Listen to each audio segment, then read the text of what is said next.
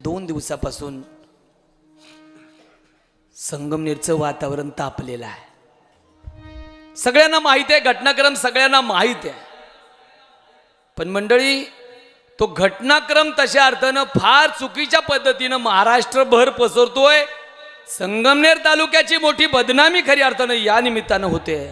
अहो, या संप्रदायाला मोठं करण्याकरता, या वारकरी संप्रदाय करता ज्ञानोबांनी स्वतःला गाडून घेतलेला आहे. या इमारतीचे ते पाया बनलेला आहे. आज हे वैभव वारकरी संप्रदायाचं आपण पाहतोय. ही इमारतीची उंची आपण पाहतोय, इमारतीचं सुंदरपण पाहतोय. पण या सुंदरपणाकरिता, या इमारतीच्या मोठेपणाकरिता कुणीतरी गाडून घेतलंय. ते गाडून घेणारे ज्ञानोबराय आहे. फुकट म्हटलं जात नाही, ज्ञान देवे रचिला पाया. त्या ज्ञानोबरायांनी अशा प्रकारे स्वतःला गाडून घेतलंय आणि हे व्यासपीठ आमच्याकरिता निर्माण करून दिले.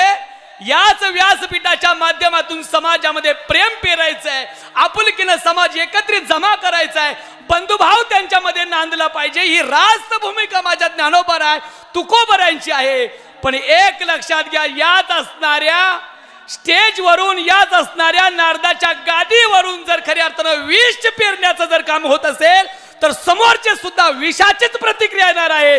जे पेरलं जाणार आहे तेच उगवणार आहे. म्हणून एक लक्षात घ्या, माझ्या ज्ञानोबरायांनी काहीतरी स्वरूपाने स्वतःला गाडून घेतलंय. कधीतरी याची जाणीव आम्ही मंडळीने ठेवली पाहिजे. करा दुर्दैव या गोष्टीचा पाठीमागे एक दिवस मागे पडत नाही तर खऱ्या अर्थानं यात असणाऱ्या परंपरेचे पायी जर नथुरामाची भाषा करत असेल तर याचा निषेध आम्ही नाही करायचा तर मग कुणी करायचा.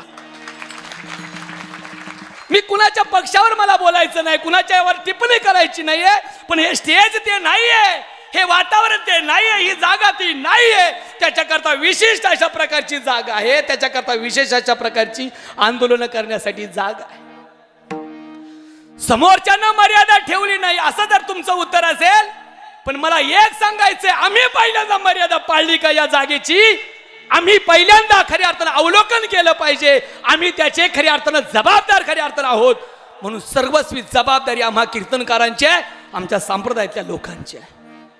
अशा ज्ञानोबरायांनी स्वतःला काढून घेतलंय. त्याच्याकरता याची जाणीव सर्वस्वी आपल्याला लक्षात आली पाहिजे. वयाच्या 22व्या वर्षी समाधिस्थ झाले माझे ज्ञानोबराय.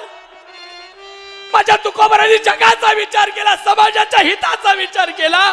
आणि या ठिकाणी जर विष पेरलं जात असेल तर समाजाला काय करायचं, काय स्वीकारायचं?